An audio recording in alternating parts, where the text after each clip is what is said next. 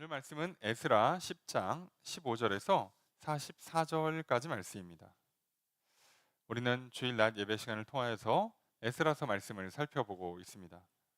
우리는 지난 시간 에스라서 말씀을 통해서 에스라가 이스라엘에 도착하고 업무를 시작하려고 업무 보고를 받아봤더니 이스라엘 백성 중에 특히나 지도자들 중에서도 이방 여인과 결혼을 했다는 일, 그 일에 지도자들이 앞서서 행했다는 소식을 보고를 받게 됩니다.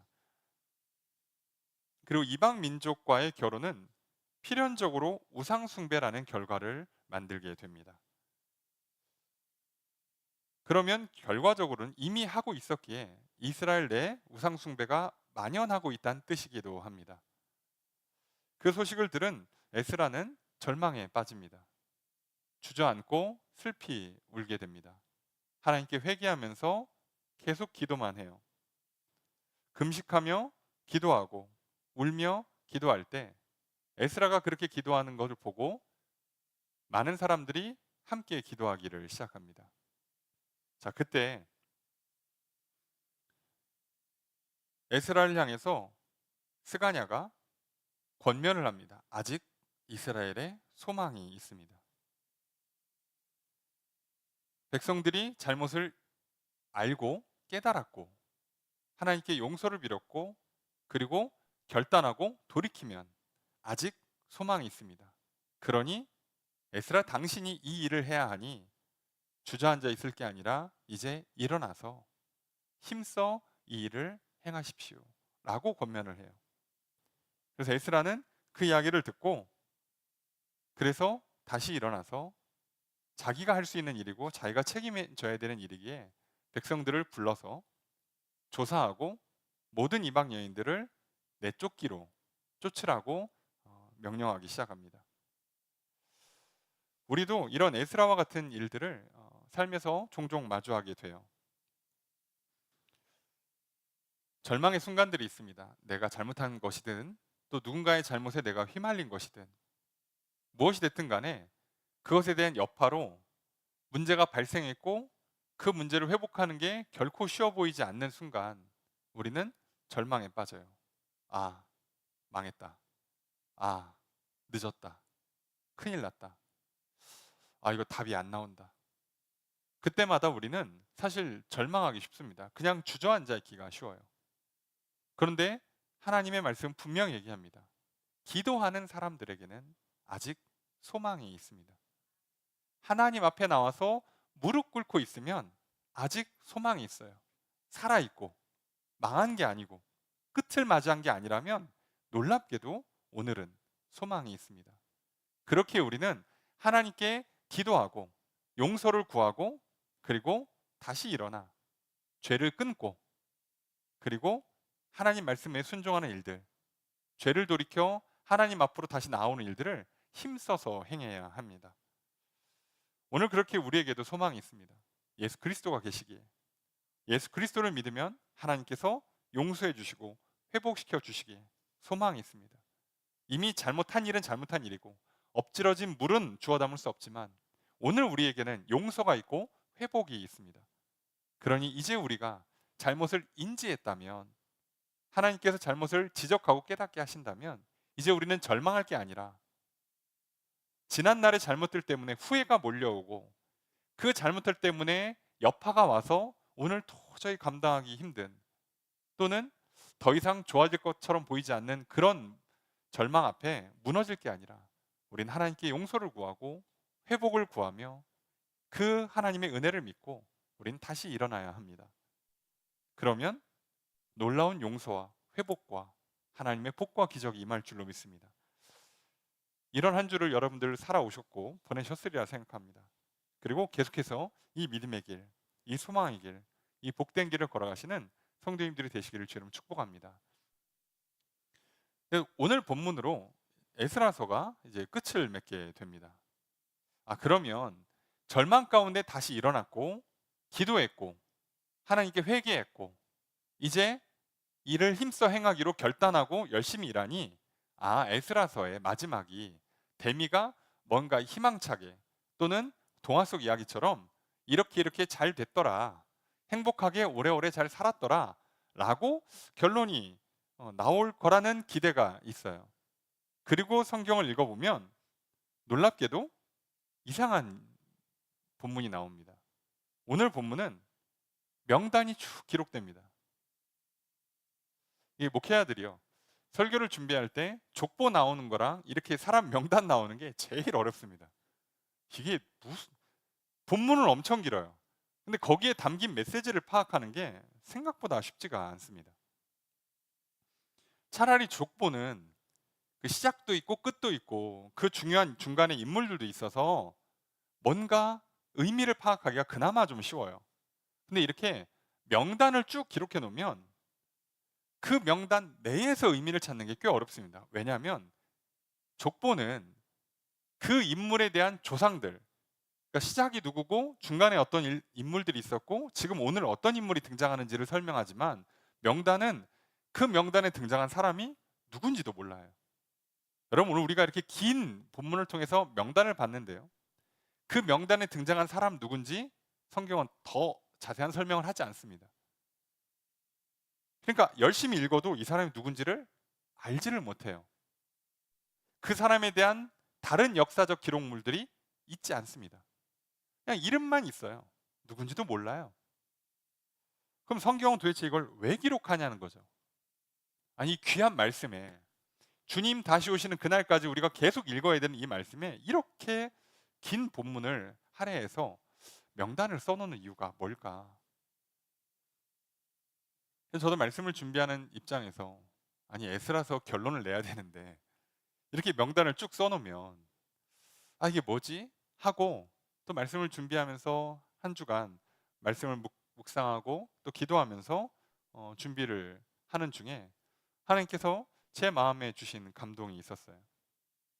이방 여인과 결혼한 사람들의 명단을 기록한 것은 이스라엘이 잘못했다는 걸 기록으로 남겨서 요즘 말로 박제하고 저들을 수치하고 조롱하려는 게 아니라, 그게 아니라 잘못을 기록한 것은 잘못을 기억하고 다시는 반복하지 말아라 라는 의미라는 것을 하나님께 저에게 깨닫게 하셨습니다. 그리고 그 깨달은 마음을 가지고 성경을 다시 읽기 시작하니까 이 명단의 의미가 무엇인지를 더 깊이 깨달을 수 있었어요. 그리고 그 말씀을 오늘 여러분들과 나누려고 합니다. 오늘 그러니까 이 명단은, 오늘의 본문은 역시나 오늘 나에게 주시는 말씀이에요. 과거의 이야기, 지난날의 역사에서 그치는 것이 아니라 오늘 내게 주시는 말씀입니다. 오늘 이 말씀을 듣고 하나님께서 주시는 그 말씀, 내게 주시는 말씀으로 믿고 또 그 말씀에 순종하며 나아가려 합니다. 오늘 믿음으로 나와 하나님 예배하는 저와 여러분들의 예배를 하나님께서 기뻐 받아주시려 믿습니다. 그리고 우리에게 복의 복을 더하시는 은혜를 베풀어 주실 것을 믿습니다. 오늘 이 시간 주님의 크신 은혜가 함께 있기를 주의 이름으로 축복합니다. 그럼 말씀을 좀 살펴보도록 할 텐데요, 오늘 본문은 긴 말씀인데 크게 명단은 두 부류의 명단이 기록됩니다. 먼저 15절 말씀 함께 읽습니다. 시작.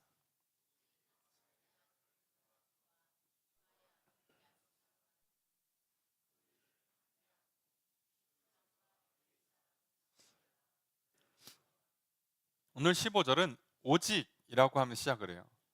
이 앞서 우리 14절까지 살펴본 바에 의하면 에스라가 백성들에게 3일 내에 예루살렘을 안 모이면 재산 몰수하고 이스라엘 공동체에서 쫓아내겠다, 우리를 치면 시민권 박탈하고 추방하겠다는 얘기예요.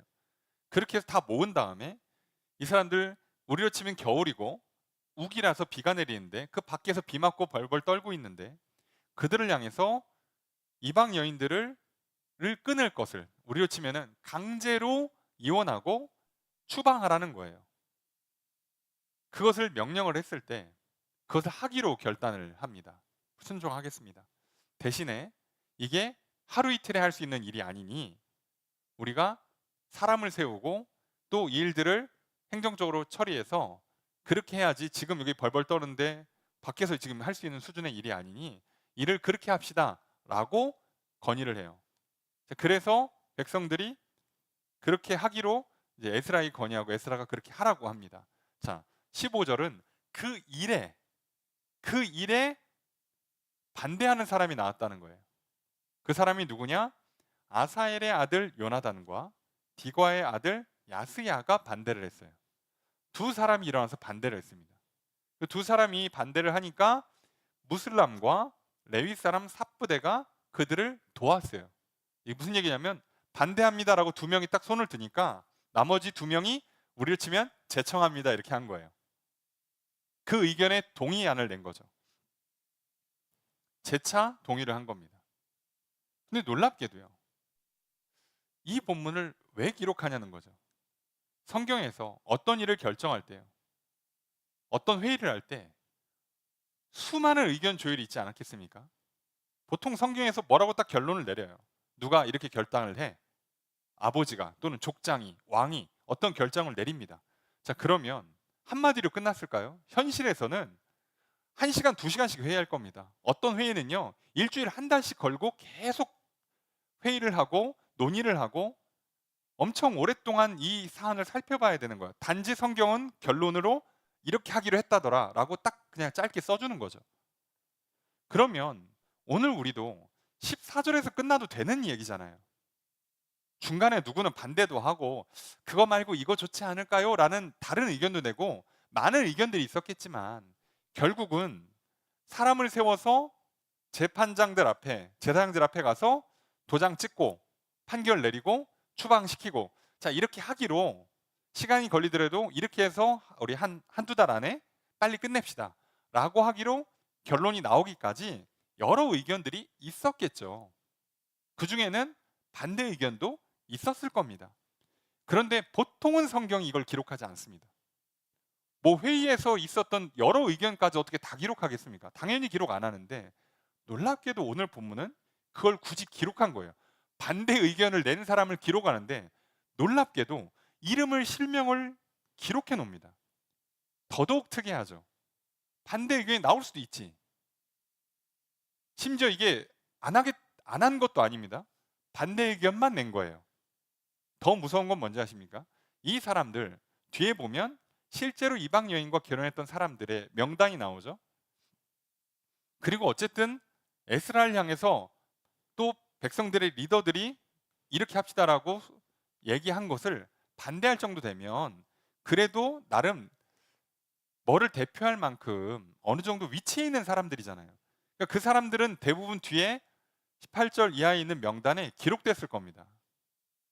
그런데 이 사람 네 사람의 이름은 거기 안 나와요. 그러니까 이 사람들은 웬만하면 진짜 특이한 경우 아니라면 이방 여인과 결혼하지 않았을 겁니다. 이 네 명은 심지어 그러니까 이방 여인과 결혼도 안 한 거예요. 이 사람들은 이방 여인과 결혼도 안 했고 그리고 뭐 각자 어느 정도 회의 시간에 말할 수 있을 발언권을 갖출 만큼 지위도 있는 사람들이고 그런 사람들이 어떤 중요한 안건을 결정하는데 반대 의견을 냈을 뿐이에요. 그런데 성경은 이름을 기록해서 누가 반대했다고 딱 그냥 못 박아 놓습니다. 왜 이렇게까지 할까요? 여러분 이 의견이 이 결정 사항이 얼마나 중요했으면 이거에 대한 반대 의견까지 기록해서 남겨둡니다. 왜요? 반대도 하면 안 됐던 겁니다. 이건 그 정도로 중요하고 심각한 안건이었다는 거예요. 그래서 후대한테 기록을 남기는 겁니다. 누가 반대했더라. 그 사람을 계속 욕하라고 조롱하고 수치를 주란 뜻이 아니에요. 반대하면 안 된다는 얘기를 하는 겁니다. 하나님께서 절대 하지 말라고 했던 이방 민족과의 결혼 그리고 그로 인해서 파생되는 우상숭배라는 가장 심각한 죄를 짓는 이 일은 무조건 끊는 거예요. 다른 의견 없어요. 실질적으로 행하는 데 있어서 디테일한 걸 조정할 수 있어요. 그러니까 지금 하지 말고 제사장들 세워서 한 달 동안 기간을 정해서 합시다. 이런 건 할 수 있지. 그런데 그거 말고 다른 방법도 있지 않을까요? 이거 안 된다는 거예요. 이게 무슨 얘기입니까? 오늘 우리가, 사실 오늘 우리도 똑같죠.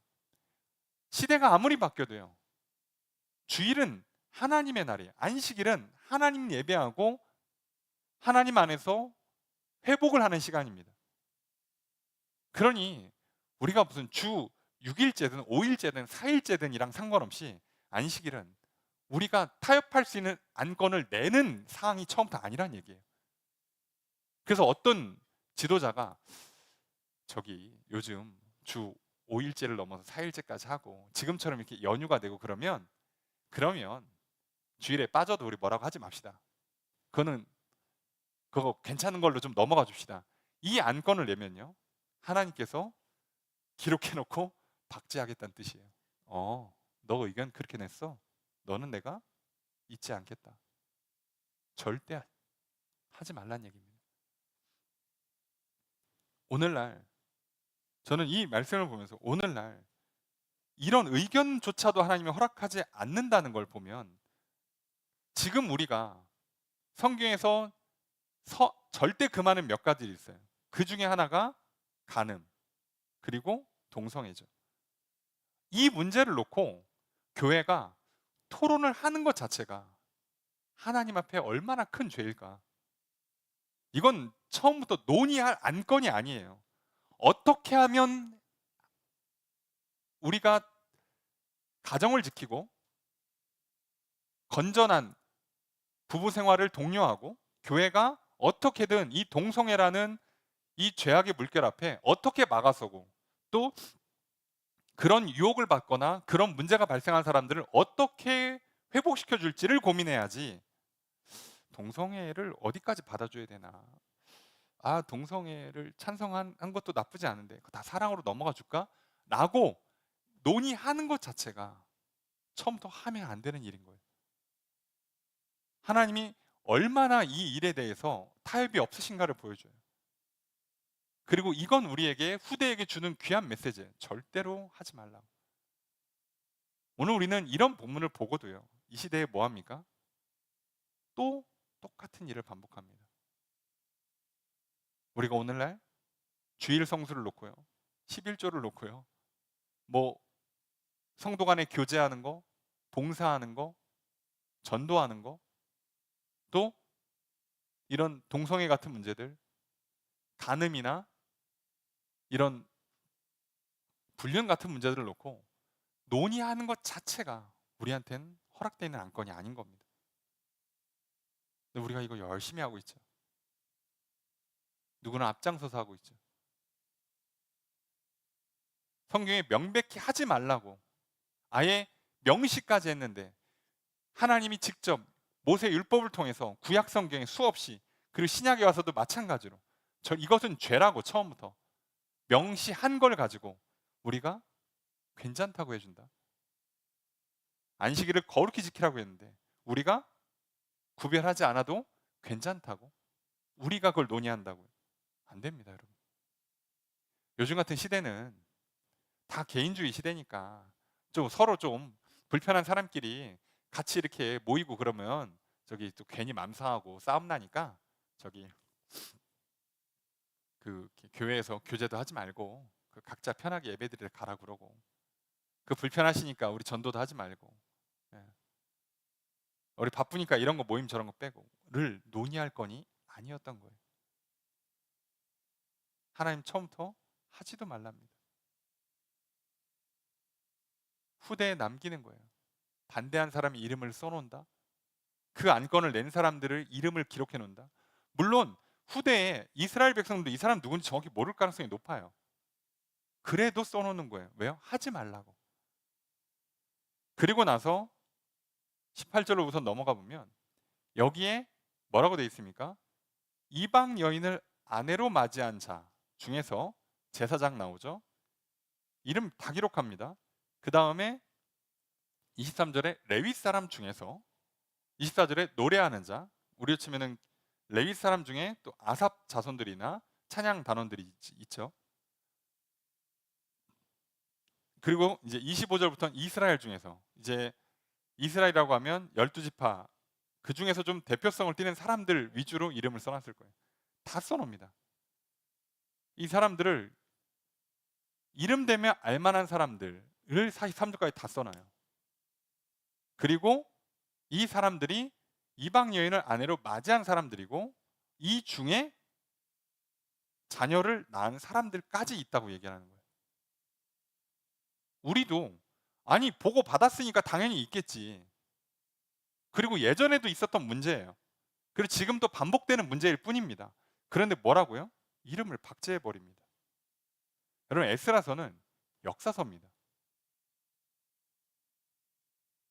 역사에 대한 기록이에요, 사실. 이걸 역사책에다 우리를 치면 역사책에 남겨놓는 거예요. 굳이. 사실 이 이름들 들으면요, 누군지 잘 몰라요. 성경에 2번 등장하지도 않고요, 대부분. 그리고 이 사람들의 직계 후손들이라고 해서도 이게 우리 그 조상님이 맞을까 확인하기 어려울 수도 있을지 모릅니다. 그런데 성경은 그 사람들 찾아서 마치 마녀 사랑하라고 써놓은 게 아니에요. 뭐라고 써놓은 겁니까? 그 이름을 다 기록해 놓을 테니까 너희는 절대로 하지 말아요.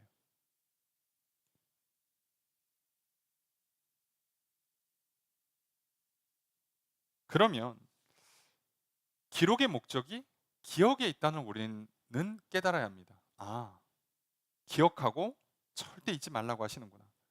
그래서 잊지 않아야 반복하지 않으니까 이거 반복하지 말라고 하시는구나. 이게 얼마나 심각한 문제고 얼마나 심각한 죄인지 기록해서 박제시키는 거예요. 이것 자체가 누군가에게 불편해요. 또 누군가에는 쪽팔리고 가슴 아프고 수치스러울지 몰라요.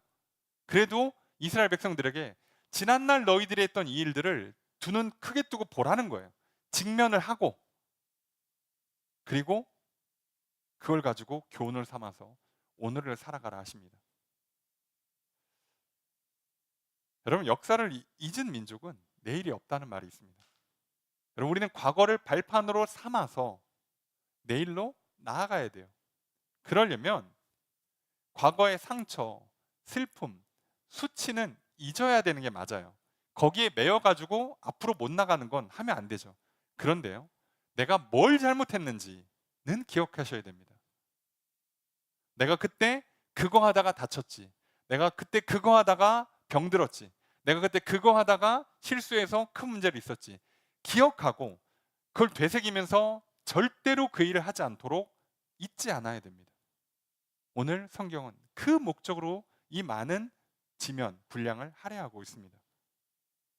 그러면 어떻게 이 기록이 가능했을까요? 그렇잖아요. 이 명단을 어떻게 이렇게 다 남겨서 후대한테 이런 교훈을 남길 수 있을까요? 오늘 본문 16절과 17절 읽도록 하겠습니다. 시작.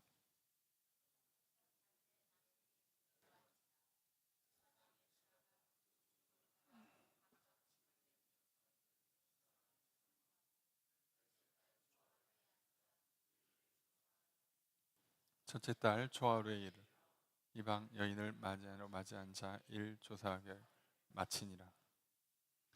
어떻게 했다고요? 이 일을 할 때 에스라가 족장들을 지명을 합니다. 몇 사람을 지명을 해서 자, 어떻게 하느냐? 열째 달 초하루 우리 치면 10월 1일에 이 일을 시작을 해요. 그래서 언제요?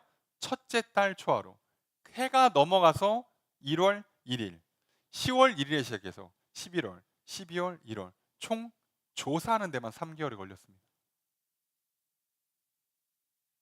3개월간 다 조사를 한 거예요. 전수 조사를 해서 그래서 이 명단을 싹 써놓고 그리고 어떻게 하겠다는 거예요?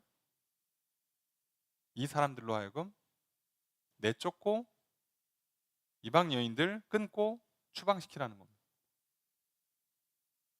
이방 여인을 추방시키지 않는 방법은 딱 하나밖에 없습니다. 이방 여인들이 어떻게 하는 거예요? 여호와 앞에 돌아오는 겁니다. 그러면 이스라엘은 이방인으로 받지 않습니다. 남자들은 할례를 받으면 되고요. 이방 남자들 그거를 거절하면 다 내쫓으란 얘기예요. 타협하지 않습니다. 이거 하겠다고 3개월을 꼬박 3개월을 조사합니다. 왜 이렇게까지 할까요? 아까도 말씀드렸죠. 기록하지 않으면 기억할 수 없고요. 기억하지 않으면 또 똑같은 실수를 반복하게 됩니다. 그래서 우리도 어떻게 해요? 기록하고 기억해야 합니다. 여러분, 오늘 우리도 우리 스스로를 좀 조사할 필요가 있어요.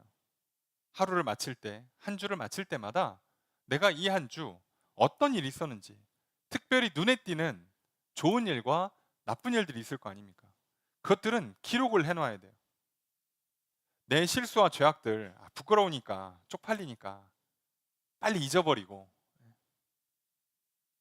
좋은 것만 기억하고 또 내일로 넘어가야지, 다음 주로 넘어가야지 하는 게 아니라, 참 기억하고 싶지 않지만 참 쪽팔리지만 누울 때마다 생각나고, 그렇게 누워가지고 이불 그냥 발로 찰 수밖에 없는 일들이지만, 그럼에도 불구하고 내가 뭘 잘못했는지, 왜 그런 일이 발생했는지 똑똑히 기록해 놓고 그 일을 고쳐질 때까지 반복을 하는 겁니다. 이거 절대 하지 않는다. 2번 실수하지 않는다. 여러분, 문제가 명확해야 해결책을 쉽게 찾습니다. 우리도 병원에 가잖아요. 그러면요, 차라리 문제가 명확한 게 쉽습니다.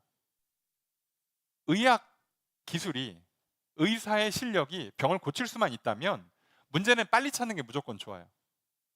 그럼 무조건 고치니까. 근데 여러분, 못 찾아가지고 잘 모르겠는데 큰 병원 가시죠. 큰 병원 갔더니 저희 못 찾겠는데 다른 병원 가시죠. 이렇게 뺑뺑이 한 1년만 돌아보세요. 몸은 계속 아프지, 문제는 뭔지도 모르지, 뭘 들어도 약은 안 듣지. 그러다가 나도 모르는 사이에 병을 키워서 큰 문제가 터지면 그때는 못 고칩니다. 차라리 오늘날 우리가 정말 듣기 싫은 말, 저기 뭐 무슨 뭐 병이 있습니다. 그래서 뭐 고지혈이 있습니다. 당뇨가 있습니다. 예. 어디가 뭐가 안 좋습니다. 이거 암이 될 것 같으니까 차라리 빨리 시술해야 될 것 같습니다. 왜 이제 오셨습니까? 안 됩니다. 이거 그거 음식 먹으시면 안 됩니다. 이거 무조건 운동하셔야 됩니다. 아무리 우리가 듣기 싫은 말을 듣고 내가 잘못해왔던 나의 과거들을 직면하는 한이 있더라도 문제는 빨리 찾을수록 좋은 거예요. 문제가 명확히 드러날수록 좋은 겁니다. 여러분, 우리가 하나님의 말씀 앞에 서서 성령님께서 우리의 죄를 지적하는 것이요, 그래서 자꾸 말씀 들을 때마다 찔리고 불편하고, 여러분 이거 좋은 겁니다. 사실 그래야 내일은 그 일을 반복하지 않을 수 있어요. 여러분, 문제가 있는 것 자체는 문제가 안 돼요. 문제가 안 고쳐지는 게 문제죠. 내가 오늘 공부하다가 문제를 풀었는데 틀렸습니다. 틀린 건 괜찮아요. 내일 또 틀리니까 문제인 거지. 여러분, 오늘 틀린 건 괜찮아요. 내일 안 틀린다. 계속 그렇게 고쳐나가잖아요. 이 사람 1년만 지나보세요. 얼마나 똑똑한 사람이 되겠습니까? 근데 문제는 오늘 틀린 걸 내일도 또 틀린다는 거죠. 그래서 뭐라 그래요? 문제 이상한 거 냈네. 내가 그 실수만 안 했어도 고칠 텐데 내일은 잘할 수 있을 거야. 아니요. 내가 뭘 잘못했는지를 명확히 찾아야 돼요. 지금 내가 계산을 잘못하는 건지, 내가 개념을 잘못 이해한 건지, 내가 왜 암기를 부족하게 한 건지 명확히 찾고 그걸 고쳐야만 내일 그 문제가 반복되지 않죠. 여러분, 그래서 우리도 신앙을 점검할 필요가 있습니다. 우리가 아침에 말씀을 묵상해요. 아침에 말씀을 묵상하는 건 하나님의 은혜를 기억하는 거고, 하나님의 말씀을 기억해서 그 믿음으로 살려고 하는 거라면 하루를 마무리할 때도요, 우리는 하루를 돌아볼 필요가 있습니다. 감사한 일이 있다면 기록하고 하나님께 감사를 드려야죠. 잘못한 일이 있다면 기록하고 내일은 이 문제가 반복되지 않도록 하나님께 용서를 빌고, 또 문제를 고치기 위해서 내가 사과할 거 있으면 사과하고, 또 행동할 거 있으면 행동하고, 노력할 거 있으면 노력을 해야죠. 여러분, 제일 나쁜 건 문제가 해결되지 않는 겁니다. 문제를 인지하지 못하는 것이요, 그 문제를 인정하지 않는 것이요, 그 문제를 고쳐내지 않는 겁니다. 그래서 저도 목회를 하면서 느끼는 게요, 성장하지 않는 신앙이 제일 문제구나. 우리는 날마다 믿음이 자라야 됩니다. 그러니 우리 인생은요, 어떻게 보면 육신은 날이 갈수록 쇠약해질 수 있어요. 하지만 우리의 지식은, 우리의 생활 습관은 날이 갈수록 좋아져야 됩니다. 노쇠를 막을 수는 없지만, 노화 자체를 막을 수는 없지만 우리는 하루하루가 더 건강한 식습관, 더 건강한 생활 습관, 더 많이 배우고 더 많이 움직이고 더 똑똑하게 살아가야죠. 그렇게 하지 않으니까 문제가 생기는 거예요. 여러분, 그렇다면 오늘 하나님께서 우리에게 말씀을 통해 가르쳐 주실 때 기꺼이 받아들이시길 주 이름으로 소망합니다. 죄를 지적해 주시고 내 문제를 찔러서 가슴 아프게 할 때 피하려 하지 마시고요. 직면하십시오. 눈물로 회개하고 기도하십시오. 그 사람에겐 소망이 있습니다. 문제가 있어도 이 사람에겐 소망이 있습니다. 우리에겐 예수 그리스도가 계시니까, 성령님이 도와주시니까 우리에겐 소망이 있습니다. 그 문제를 인정하고 돌이키고 그리고 하나님 말씀 앞에 다시 나와서 순종하기만 한다면 우리에겐 소망이 있죠. 여러분, 그래서 우리는 기억해야 됩니다. 그러려고 기록하는 겁니다. 여러분, 한 주의 삶을 한번 뒤돌아보십시오. 무엇이 기억나십니까? 그리고 어떻게 해야 돌아오는 이 새로운 한 주에는 더 좋은 한 주를 살아낼 수 있을까요?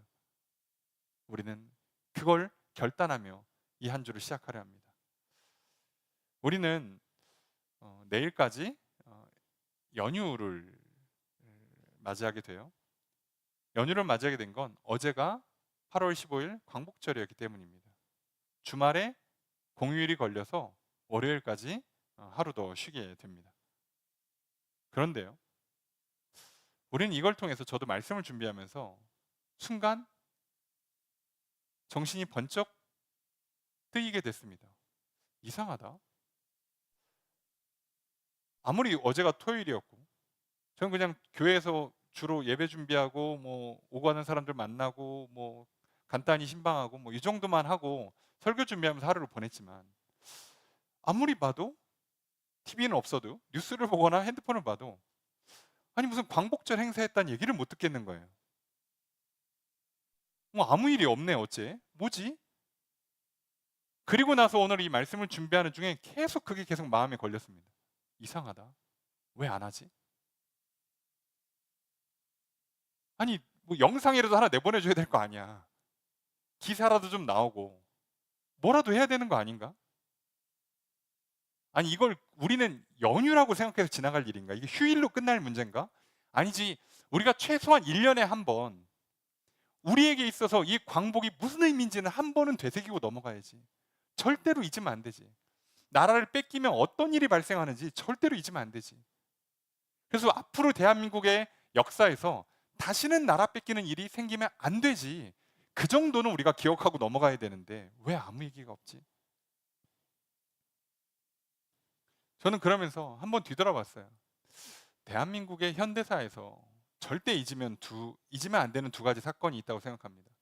다시 말하면 앞으로 대한민국의 역사에서 다시는 반복되면 안 되는 일이 두 개가 있다고 생각합니다. 하나는 6.25 전쟁이고 하나는 8.15 광복입니다. 무슨 얘기예요? 이 나라에 다시는 전쟁 나면 안 됩니다. 그리고 이 나라 다시는 주권을 빼앗기면 안 돼요. 이건 절대로 반복되면 안 되는 일입니다. 그러니까 이 일이 왜 발생했는지 그리고 어떻게 이 문제를 해결해 왔는지 우리가 기억하지 못한다면 우리는 또 똑같은 실수를 할 거예요. 근데 그 또 똑같은 실수가 반복돼서 이 나라에 전쟁이 난다면 또는 이 나라의 주권을 빼앗긴다면 다시 회복할 수 있을까요? 이거 장담 못 합니다, 여러분. 여러분, 지금 이스라엘 백성들이요, 이방 민족과 결혼하고 우상 숭배에 빠지는 것을 이번 기회에 끊어내지 못한다면 이스라엘에 소망이 있을까요? 여러분, 이거 장담 못 합니다.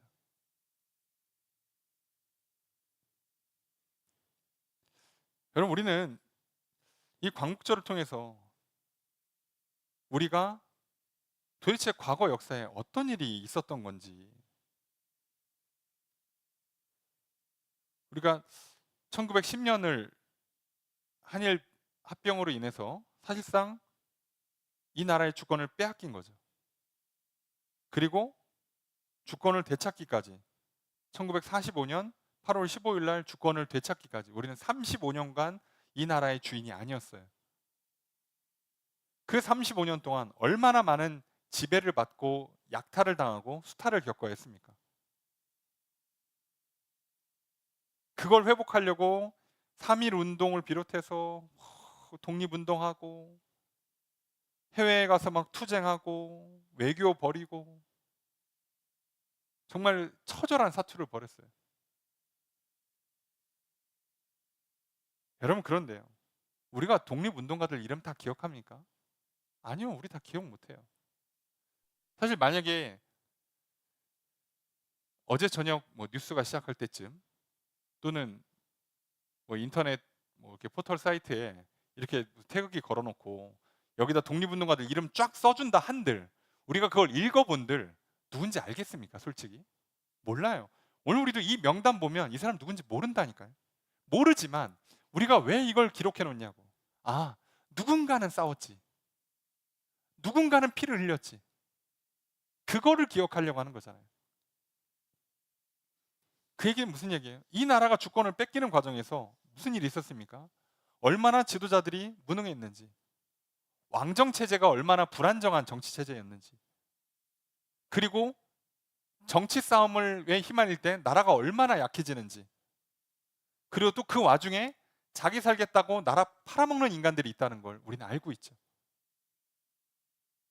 그리고 또 그 문제를 풀기 위해서 목숨을 바쳐가면서 온 재산을 쏟아 부으면서 희생하고 헌신한 사람들이 있다는 걸 알고 있죠. 그리고 그러다 보니 한 주에 큰 이슈가 하나 있었습니다.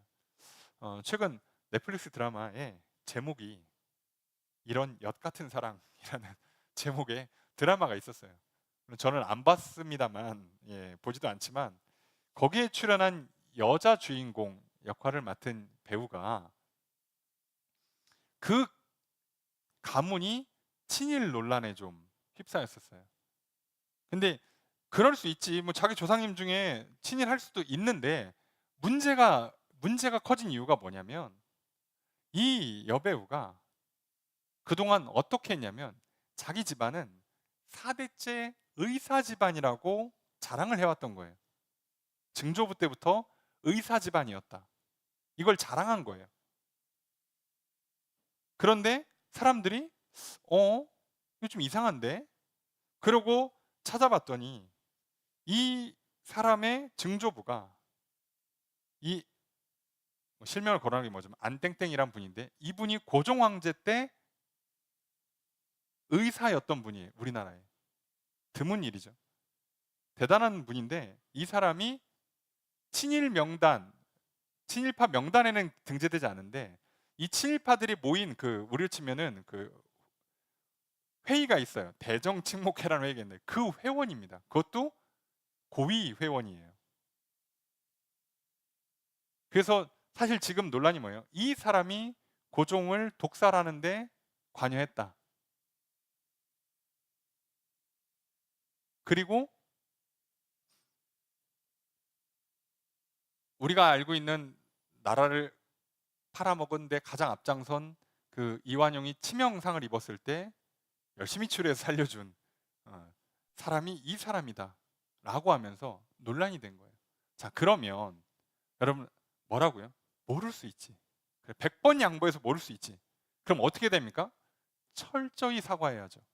다시 정확히 조사하고 정확히 파악하고 기록을 뒤져보고 그 다음에 기억을 해야죠. 뭐가 잘못된 건지. 그리고 나서 사과할 게 있으면 사과하고, 보상할 게 있으면 보상하고, 행동할 게 있으면 행동을 해야 될 거 아니에요. 그런데 이 문제가 왜 터진 거예요? 바로 다음 날, 이것 때문에 난리가 나자마자 바로 다음 날 소속사에서 뭐라고요? 부인했습니다. 아닙니다. 잘못 알고 있는 것 같습니다. 뭐 이름만 그렇지 아닐 가능성이 높습니다. 이런 식으로 나온 거예요. 사람들이 어떻게 합니까?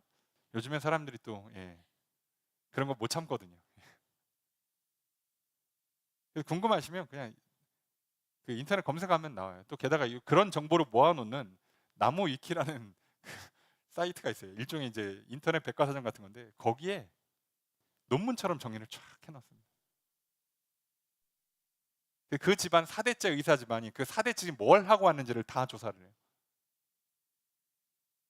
그러면 아니, 아무 상관도 없는 남들도 이렇게 조사를 해서 뭐가 문제인지를 얘기를 하고, 그러니 사과할 거 있으면 발언이 경솔했다, 내가 이거에 대한 어떤 그 뭐 소위 말하는 연예인으로서, 유명인으로서 책임감 있게 역사 공부도 하고, 또 그 피해에 대한 보상으로 내가 이런 그런 뭐 기부나 봉사활동도 하겠다라고 하면 그 뭐라고 그럴 거야. 예? 자기 증조부가 한 잘못을 후손한테 뭐라고 할 거예요. 그렇게 나왔어야 되는데 소속사가 하루 만에 그렇게 하고요. 또 배우가 그 다음날 아니다 라고 하면서 불똥이 튄 겁니다.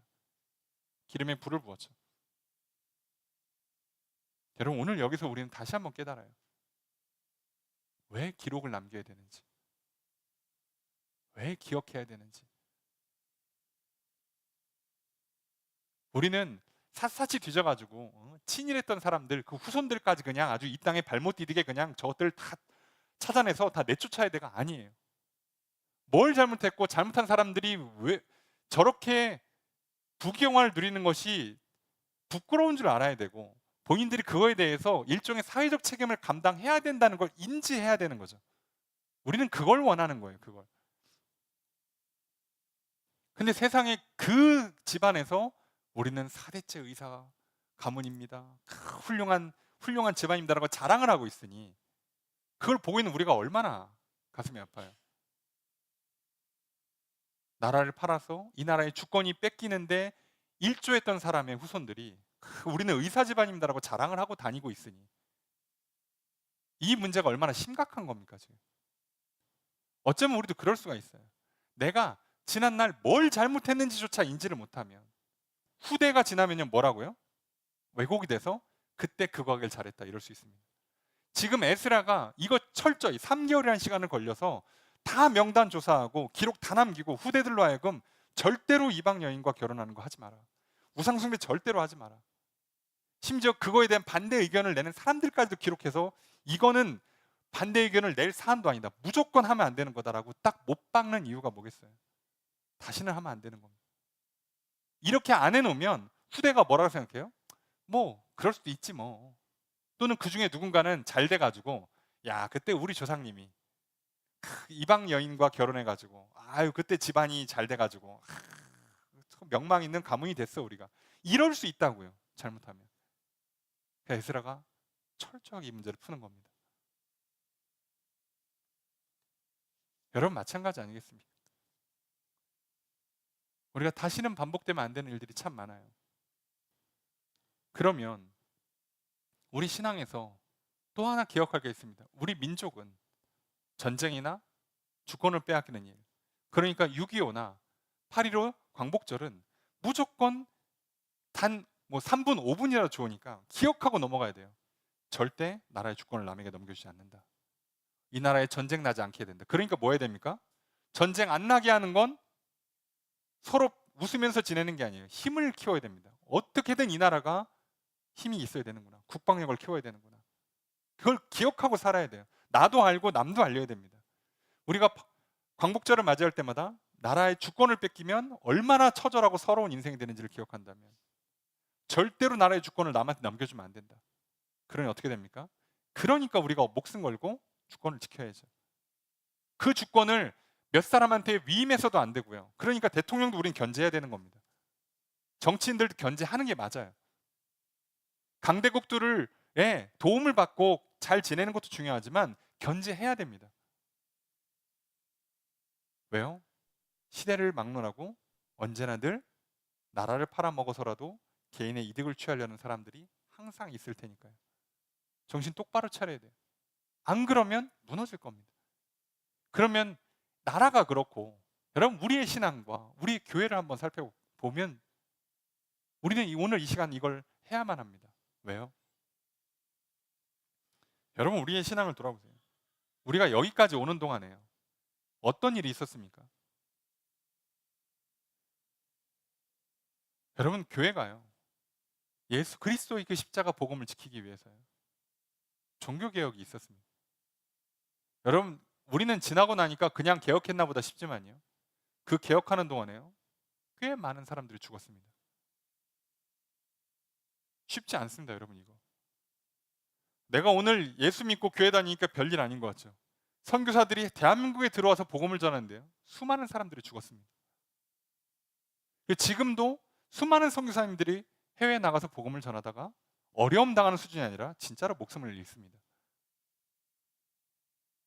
그래서 우리는 기억해야 돼요.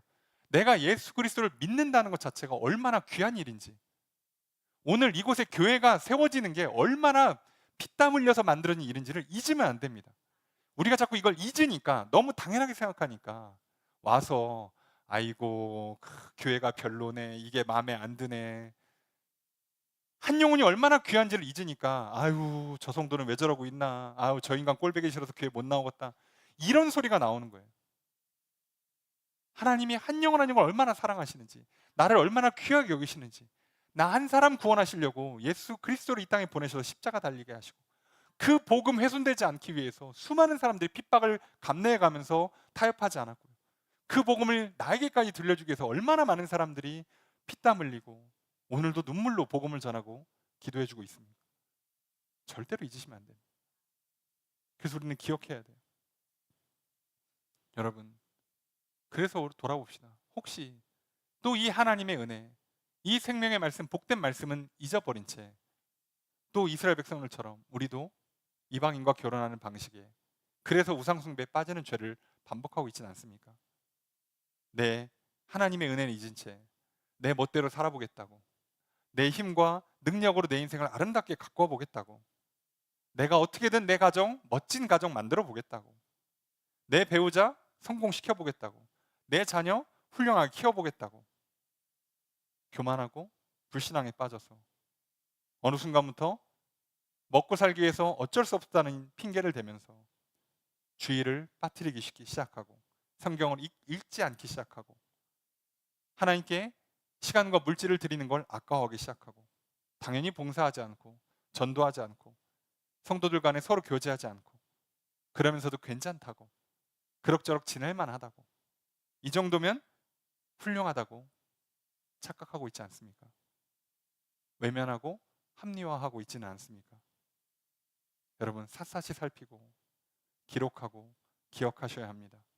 오늘 내가 말씀대로 믿고 있는지, 오늘 내가 하나님의 은혜로 어떻게 여기까지 왔는지를 잊지 않으셔야 합니다. 그래서 내가 믿지 않고 교만에 빠지고 고집 부리고 감정에 취해 살아가고 있는 게 무엇인지를 기억하고 다시는 반복하지 않기를 결단하셔야 됩니다. 그러니 문제를 명확히 파악하십시오. 오늘 내게 문제를 깨닫게 하시는 하나님의 은혜를 기쁨으로 받아들이십시오.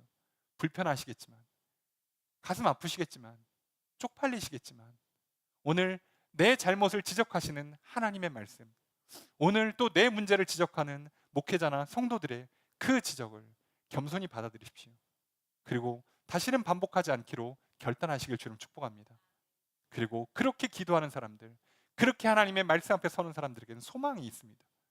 예수님 얼마든지 용서하십니다. 얼마든지 회복하십니다. 그리고 진짜 기쁨과 평강을 주시고요, 제대로 된 생명을 누리게 하시고 복에 복을 더하실 줄로 믿습니다. 여러분, 이제 우리는 그 삶을 살아가려고 합니다. 이제 과거의 잘못들을 기록하고 기억하고 반복하지 않는 인생 되기를 주님 축복합니다. 그래서 이제는 하나님의 용서와 회복을 받고 믿음 안에 살아감으로 말미암아 이제는 복과 기적을 베풀어 주시는 하나님의 은혜만 기록하는 인생이 되기를 주님 축복합니다. 여러분, 새로운 한 주를 시작합니다. 지난날의 잘못들 반복하지 않기를 부탁드리고요, 하나님의 은혜가 얼마나 크고 놀라운지 늘 잊지 않도록 기억하시고 하나님께 감사로 찬양과 영광 돌리시고요, 하나님을 널리 전파하며 살아가십시오. 여러분, 기억하는 자, 잊지 않는 자에게 소망이 있습니다. 그리고 그 은혜를 기억하고 살아가는 저와 여러분들의 삶에 다시금 하나님의 나라, 성전이 세워지는, 그리고 천국을 누리는 놀라운 역사가 있을 줄로 믿습니다. 그런 한 주가 되시기를 주의 이름으로 축복합니다.